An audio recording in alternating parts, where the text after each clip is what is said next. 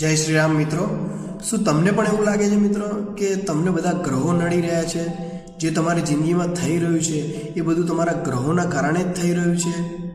તો આ વિડીયો અને આ સ્ટોરી બિલકુલ તમારા માટે જ છે મિત્રો, તો પ્લીઝ ધ્યાનથી જોજો મિત્રો। એક ગામમાં રોહિત નામનો યુવક રહેતો હતો। તેની જિંદગીમાં બધું જ સારું ચાલી રહ્યું હતું।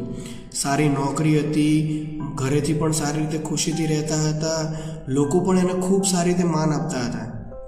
ત્યારે એ બધાને એક જ વસ્તુ કહેતો હતો કે આ તો મારા ગ્રહો સારા ચાલી રહ્યા છે અને મારું નસીબ સારું છે, એટલે મારી જોડે બધું જ સારું થઈ રહ્યું છે ભગવાન।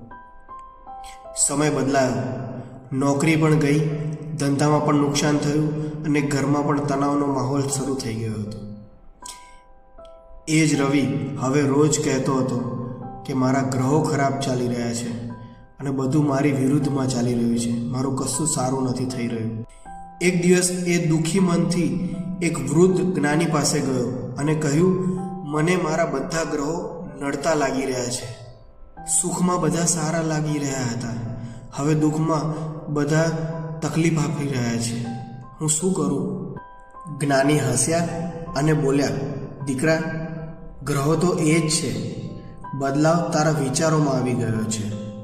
સુખમાં તું મજબૂત હતો એટલે તને દરેક વસ્તુ તારા અનુકૂળ લાગી, અને દુઃખમાં તું તૂટી ગયો એટલે દરેક વસ્તુ તને તારા વિરોધી લાગી। તેમણે કહ્યું, જ્યારે મન મજબૂત હોય ને ત્યારે મોટી મુશ્કેલીઓ પણ નાની લાગે છે, અને જ્યારે મન નબળું હોય ત્યારે નાની સમસ્યાઓ પણ મોટી બની જાય છે।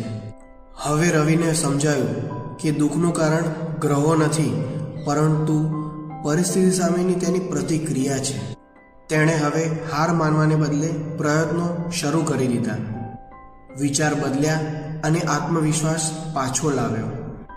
ધીરે ધીરે પરિસ્થિતિ સુધરવા લાગી।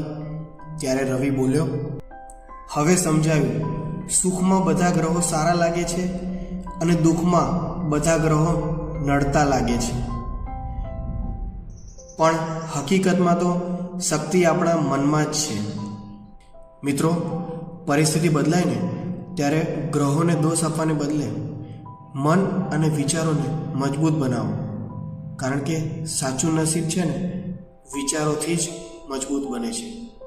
જો મિત્રો મારો વિડીયો તમને સારો લાગ્યો હોય ને તો પ્લીઝ આ વિડીયોને લાઈક કરજો અને વધુને વધુ તમારા મિત્રો સાથે શેર કરજો, અને મારી ચેનલને સબસ્ક્રાઈબ કરવાનું તો ભૂલતા જ નહીં। થેન્ક યુ સો મચ દોસ્તો, થેન્ક યુ સો મચ।